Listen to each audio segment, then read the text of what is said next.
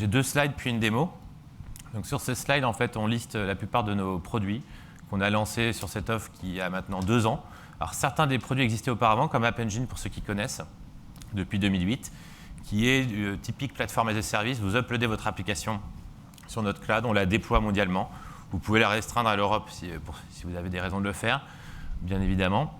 Elle utilise notre cache, donc on déploie les front-ends sur notre Edge cache, en fait, le même où on met notre cache YouTube, qui fait que vous avez ces temps de réponse très faibles. On a aussi Compute Engine, qui est l'offre de serveurs virtualisés. Donc vous pouvez déployer des VM, Linux, Windows.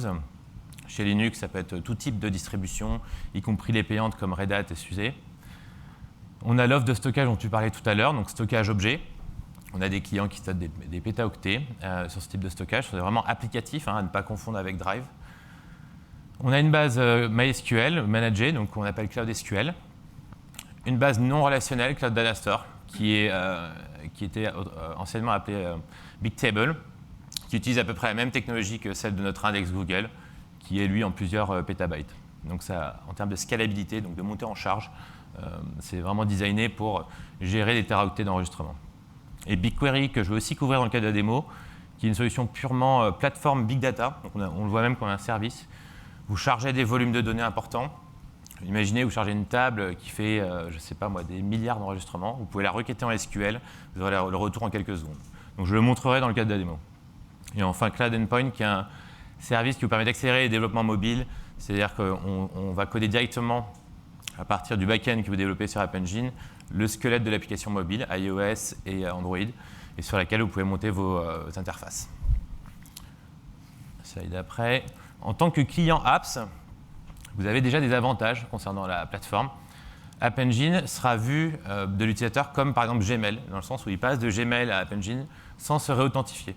Donc vous pouvez imaginer mettre toutes vos applications internes web, comme votre annuaire, service de notes de frais et autres. Ça profite du SSO interne Google. Nous, on a à Google des dizaines d'applications sur App Engine, dont notre intranet MoMA. Et donc ça gère, ce que je vais démontrer juste après ce slide, la partie pic de charge de façon native. Il y a quasiment aucune administration à ce type de techno. Vous avez évidemment l'offre compute sur laquelle, je le disais, vous pouvez déployer vos machines. Donc on a amené vraiment les bases d'un information system. Vous pouvez déployer telles quelles vos machines. Vous pouvez prendre des photos, on va dire, de vos machines et les faire tourner chez nous. Bénéficier du fait que vous pouvez les allumer et les éteindre en quelques secondes. Donc ça, c'est l'une des forces et tout ce qui est lié à la performance. Et on peut les héberger donc, justement en Europe. Donc, en l'occurrence en Belgique. Donc, les millisecondes, c'est environ 10 millisecondes, 1000 km, pour vous donner une idée. Vous pouvez stocker avec Cloud Storage, analyser les données donc avec BigQuery justement. Et aussi, on est en train de sortir une fonctionnalité qui vous permet d'analyser les usages apps. Donc, si vous avez des milliers d'utilisateurs, par exemple, vous avez aujourd'hui la Reporting API de apps qui est dans la console d'administration. Vous allez pouvoir la requêter directement depuis BigQuery. Donc, ça va faire une copie des données brutes dans BigQuery et vous aurez une visibilité sur l'usage fin de Google Apps à travers BigQuery. On a déjà sorti cette fonctionnalité pour les clients Analytics Premium. Donc c'est quelque chose de similaire pour les clients apps qu'on est en train de sortir. Donc on va passer à la démo et donc à mon écran s'il vous plaît. Un instant. Donc dans cette démo, je vais parler d'App Engine, de BigQuery et j'ai 5 onglets à vous montrer. Donc imaginons un site e-commerce. Donc on l'a fait nous-mêmes, on n'est pas des pros du web en tant qu'ingénieur solution sur plateforme. Le but, ce n'est pas l'esthétique du front-end, mais la scalabilité du back-end, très clairement. Donc on a un petit site e-commerce fonctionnel. Vous voyez, si je clique, si je veux aller dans la section tablette, il va me charger les tablettes directement. Voilà. Et ce qu'on fait, c'est qu'on simule qu'il y a des commandes sur ce site, aussi moche qu'il puisse être. Ici, vous pouvez le voir, on a l'order stream.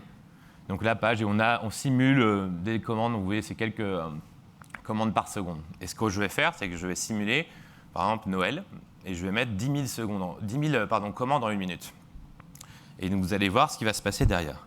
Donc tout d'abord, je vous montre la partie console d'administration d'App Engine. Donc il y a plusieurs onglets, mais là on est sur la partie instance, qui vous permet de voir qu'aujourd'hui, pour répondre à cette demande de quelques commandes par seconde, on a 9 instances, donc 9 serveurs. Chaque ligne, c'est un serveur qui répond aux différentes requêtes. Il y a un load balancing devant, qui répartit de façon uniforme les requêtes entrantes. Et vous voyez la mémoire consommée, le temps de vie de ces machines. On en a 2 minimales en résident. Le reste, on a demandé à App Engine de les rajouter de façon dynamique. Okay. Donc ce que je vais faire, c'est que maintenant, je vais simuler 10 000 commandes. Donc là, je clique sur ce petit script et vous allez voir cette page qui va commencer à s'affoler. Je vais la recharger.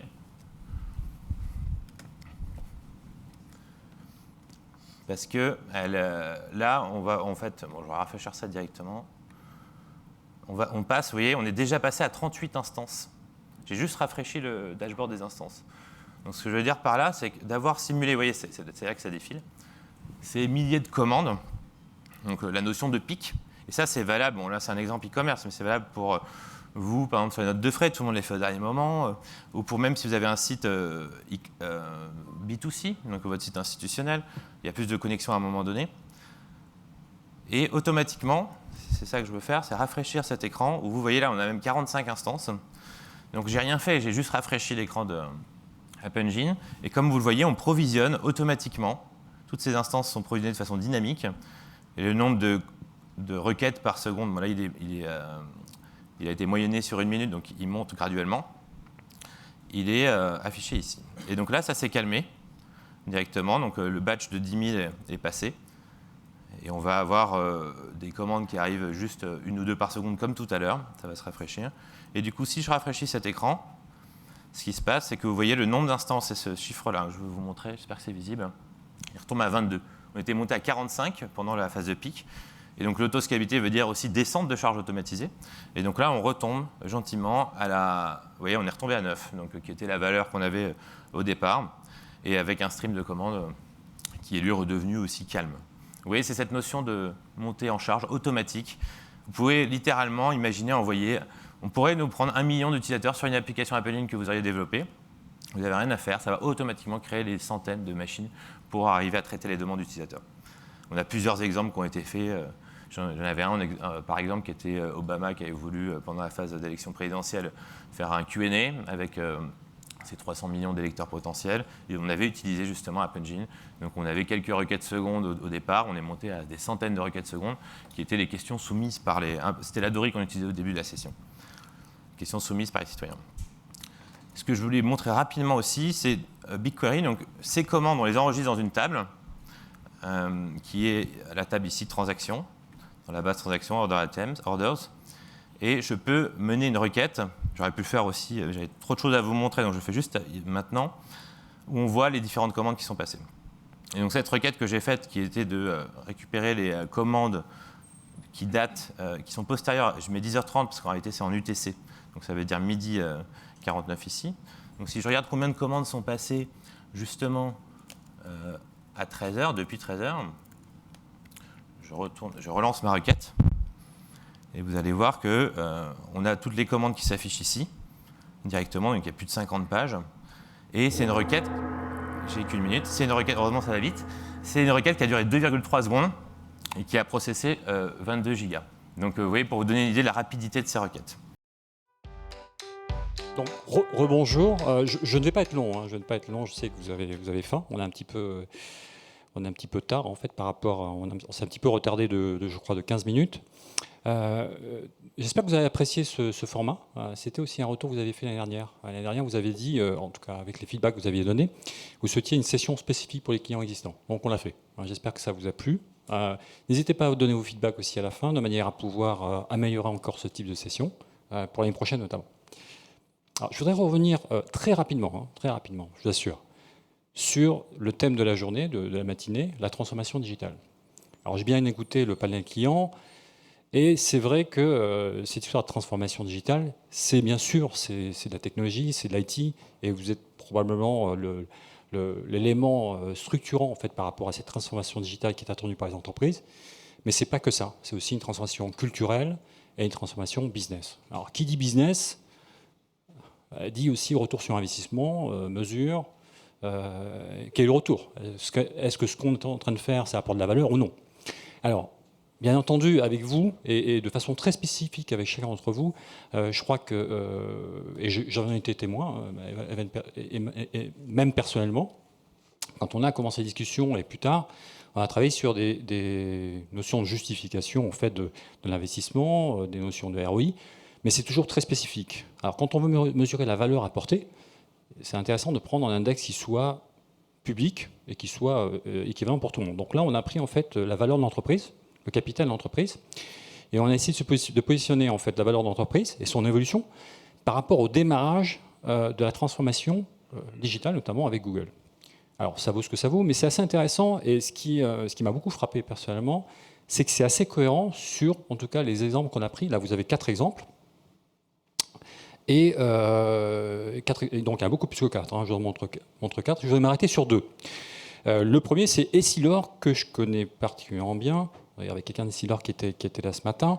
Essilor, je crois qu'on a démarré vraiment une discussion autour de fin 2010-2011, ouais, début 2011, et puis ça s'est vraiment déclenché sur fin 2011, et c'est assez frappant sur... Où est-ce qu'il est ? Il est là. En fait, vous voyez, effectivement, vous voyez le démarrage. Alors, on va me dire, c'est un peu tiré par les cheveux, peut-être, mais c'est assez flagrant. Parce que la transformation digitale que Bernard Duverneuil a démarré avec ses équipes et puis l'ensemble du comité de direction, c'était Google, mais c'était aussi beaucoup de choses. C'était aussi une transformation sur le plan des comportements, la façon de s'adresser avec les clients, la façon de partager, une transformation culturelle, bien entendu, et aussi la façon de se transformer du point de vue de la flexibilité, de la façon de gérer son business. Un autre exemple qui est cette fois, qui n'est pas français, mais qui est super intéressant parce qu'il est, là, il est vraiment très net, hein, il est en bas, je ne sais pas si vous arrivez à le voir. C'est Ocado, c'est un épicier en ligne, je crois que c'est le plus grand épicier en ligne en Angleterre. Alors, ce cas est intéressant. Alors, la particularité, c'est que c'est un pure player, entre guillemets, du net, mais en même temps, ce qui est intéressant, c'est qu'ils ont fait une transformation digitale qui est complète. C'est-à-dire qu'en fait, ils ont fait du supply chain jusqu'au client, ils ont complètement tout intégré. Alors, il y a encore sûrement plein de trucs à faire, mais ils ont vraiment... c'est-à-dire que le client lui-même est complètement connecté en fait, avec l'ensemble de la chaîne de valeur jusqu'à l'order management. Alors, pour illustrer ce cas qui, je crois, est intéressant, ce que je propose, c'est qu'on voit une vidéo.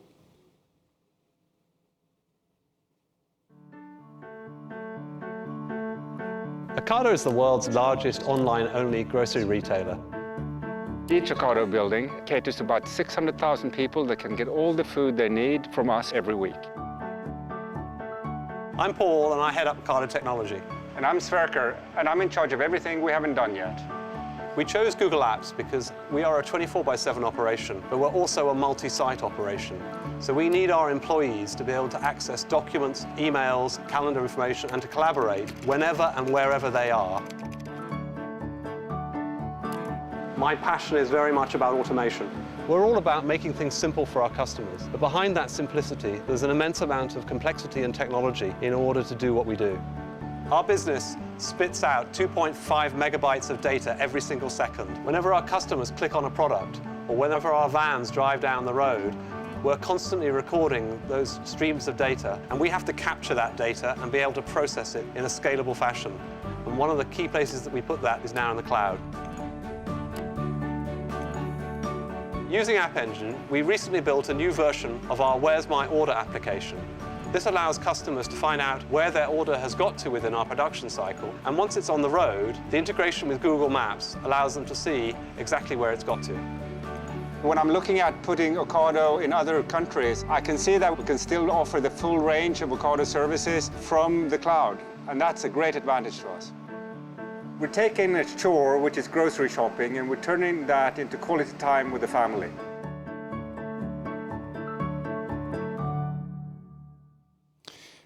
Alors hier, je discutais avec un de nos clients et il me disait qu'il était en train effectivement de mettre ça en place. Alors je le laisse annoncer lui-même, parce que je pense qu'il va faire un press release. Donc il y a des choses qui sont similaires, notamment avec la relation client sur mobile et la géolocalisation en fait du delivery, du service. Alors je crois qu'on a fait plutôt un bon job ensemble sur tout ce qui est collaboration, tout ce qui est ce qu'on appelle workplace desktop. Et ce job, en fait, c'est un peu le début de la relation. Et on aime à dire en fait que le DSI c'est le héros de cette transformation, et on aimerait effectivement, c'est un peu le message de la fin, ce qu'on aimerait vous dire, c'est vous inviter à travailler sur les autres sujets. Donc il y a des choses qui ont été dites notamment par Renaud, par Olivier, il y a plein d'espaces, plein de sujets sur lesquels on peut travailler ensemble. On a sorti énormément de services, donc on peut travailler avec vous sur cette transformation qui ne s'arrête pas, hein, qui continue. Donc on a commencé par la collaboration pour la plupart d'entre vous. On peut travailler sur tout ce qui est analyse de données et prise de décision. On peut travailler sur la relation client. On peut travailler sur tout ce qui est RH et gestion des talents. On a déjà des cas en fait avec certains de nos clients qui ont mis des choses assez innovantes en fait sur le sujet, permettant d'attirer les talents et de faire en sorte que ces talents restent dans l'entreprise. Et ça passe par une collaboration et je dirais un agenda qu'on peut partager avec vous. Hein. C'est un exemple d'agenda, c'est pas standard pour tout le monde, mais c'est intéressant parce que ça veut dire quoi? Ça veut dire qu'effectivement, de la gestion collaborative, là, entre guillemets, simple, on peut commencer à travailler ensemble sur des sujets un peu plus sophistiqués comme l'interconnexion avec des workflows et des process métiers et business, notamment des ERP. D'ailleurs, j'ai un exemple de client qui est pas français, enfin qui est français mais qui n'est pas basé en France. Je crois que il est dans la salle, c'est Édouard Rossignol, qui a fait aussi un. Enfin, au niveau logistique, c'était un petit peu difficile de montrer la vidéo, mais c'est un jeu intéressant parce qu'en fait, il n'a pas mis d'ERP en place, spécifiquement d'ERP en place, mais il a créé un ERP à partir d'une spreadsheet. Donc c'est assez intéressant parce que en fait, ils font tout de A à Z à partir de G-Drive. Vous pourrez éventuellement le voir si vous avez des questions. Donc on commence à faire des choses avec certains d'entre vous assez poussées hein, et bien sûr, Valeo était un exemple super intéressant sur la façon dont on peut vraiment s'intégrer complètement dans les process. Et je pense que l'étape qui fait vraiment la différence, c'est l'étape qui va permettre effectivement de toucher le client. Donc la satisfaction du client, trouver des nouveaux canaux de distribution et inventer en fait, de nouvelles façons de toucher le client, de comprendre le client, donc de le comprendre et de lui répondre et de faire en sorte de lui apporter une expérience qui est pertinente et qui vous permet à vous donc d'avoir un avantage compétitif donc pour l'entreprise. Et c'est là que le DSI peut avoir un rôle extrêmement noble. Je vais finir. Donc, dans ce rôle je pense que le rôle de DSI, en tout cas, je n'ai jamais été DSI, mais il me semble qu'une façon de. Parce que je côtoie quand même DSI depuis un certain nombre d'années, une façon effectivement d'évoluer, et ça a été dit, je crois, parmi les présentations, le DSI doit se transformer, et une façon d'évoluer de façon très favorable et d'apporter vraiment de la valeur à l'entreprise, c'est aussi d'amener les autres fonctions d'entreprise, business et non business, à l'intérieur du projet. Donc nous, l'invitation est, je pense que vous l'avez compris, c'est pour ça qu'on a fait cette événement atmosphère de façon avec des sessions très spécifiques par rapport au RH, par rapport aux directeurs commerciaux, marketing, innovation, des sessions spécifiques sur tout ce qui est on essaie de faire en sorte que l'ensemble d'entreprises est concerné par cette transformation. Vous avez effectivement un rôle moteur, d'accord, et un rôle d'articulation par rapport à tout ça. Et donc l'invitation qu'on fait, c'est de travailler ensemble, faisant en sorte de nous faire rencontrer en fait les fonctions qui, peut-être jusqu'à présent, voyaient l'informatique comme un truc qui doit marcher, et si ça marche par oral, mais faire en sorte de les amener à voir l'informatique et les outils en fait, que vous mettez en place comme un vrai différenciateur pour le business, comme un vrai apport pour l'entreprise, et qui vous positionne vous-même, bien entendu, comme un acteur du changement pour l'entreprise, pour vos marchés et vos clients.